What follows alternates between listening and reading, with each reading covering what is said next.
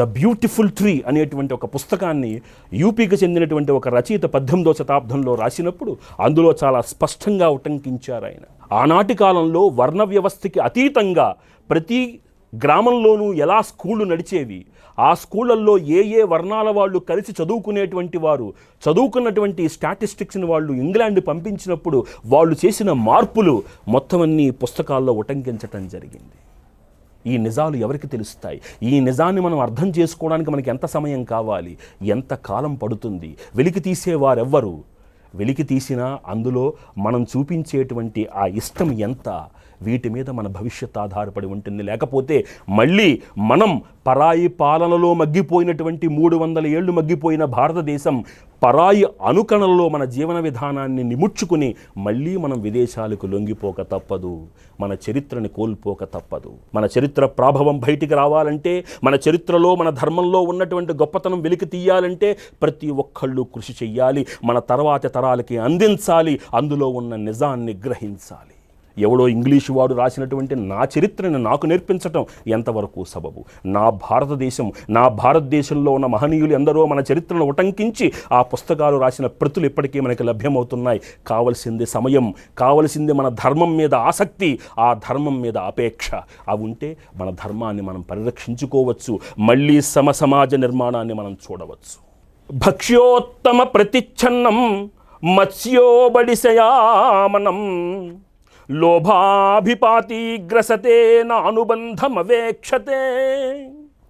ఒక చేప ఒక మేకుని ఆశ్రయించి ఉన్నటువంటి ఒక ఆహారాన్ని చూసి అది ఆశకు లోనై అదేదో ఆహారం కాబట్టి నేను తినడానికి వెళుతోంది అని దానిలో ఉన్న ప్రమాదాన్ని గమనించకుండా వెళ్ళి దానికి చిక్కినట్టుగా ఎప్పుడైతే అధికారాన్ని మాత్రమే నీవు కాంక్షించి అందులోకి అడుగు పెడతావో అందులో ఉన్నటువంటి నీలో ఉన్న దురాశ, అందులో ఉన్నటువంటి దుర్మార్గానికి లొంగిపోతుంది నాయనా.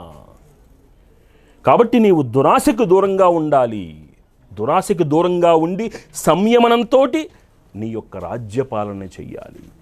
వనస్పతేరపక్వాని ఫలాని ప్రచినోతి యః సవాప్నోతి రసం తేభ్యః బీజం చాస్య వినశ్యతి.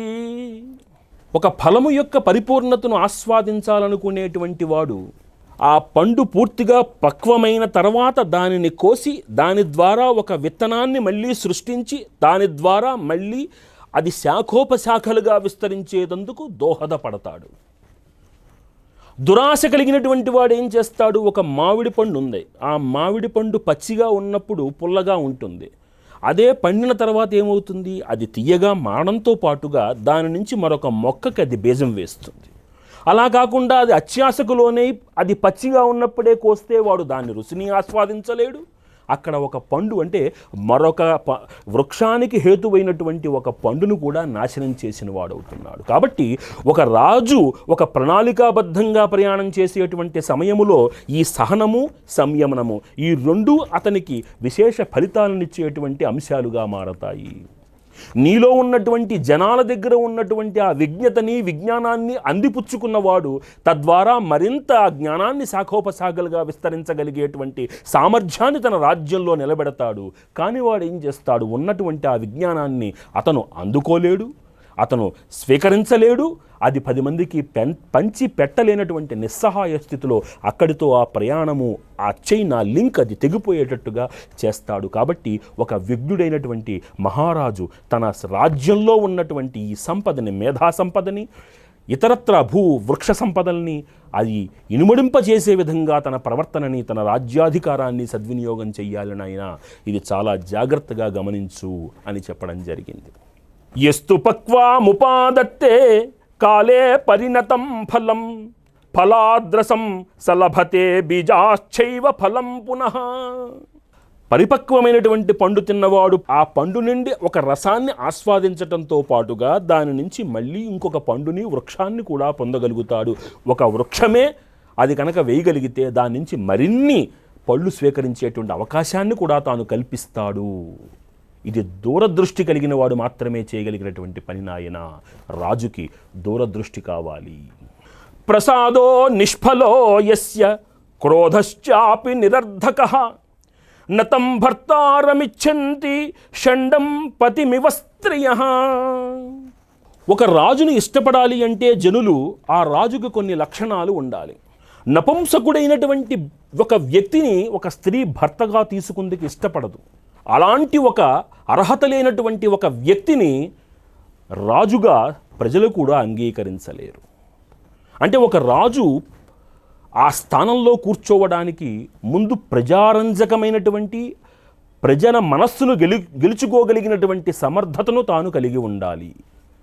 అదేమిటండి, ఈ పోలిక ఏమిటండి, నపుంసకుడు స్త్రీతోటి రాజుని ప్రజల్ని ఎందుకండి పోల్చారు అని అనుకోవచ్చు. మనం నిశితంగా పరిశీలించాలి. ఎందుకంటే ఒక స్త్రీ పురుషుల మధ్యన ఉన్నటువంటి ఆ సాంసారిక బంధనం ఏదైతే ఉందో అది కేవలం శారీరకం మాత్రమే కాదు, అది మానసికమైనటువంటిది. అది ఎప్పుడూ తన గురించి ఆలోచించేటువంటి భర్త, ఎప్పుడూ తన యొక్క క్షేమాన్ని కోరుకునేటువంటి భార్య, ఈ విధముగా ఆ బంధనం అనేటువంటిది చాలా అన్యోన్యముగా ఆనందముగా నిన్ను నూరేళ్ల పాటు సాగేటువంటి మహత్తరమైనటువంటి ఒక బంధం అది.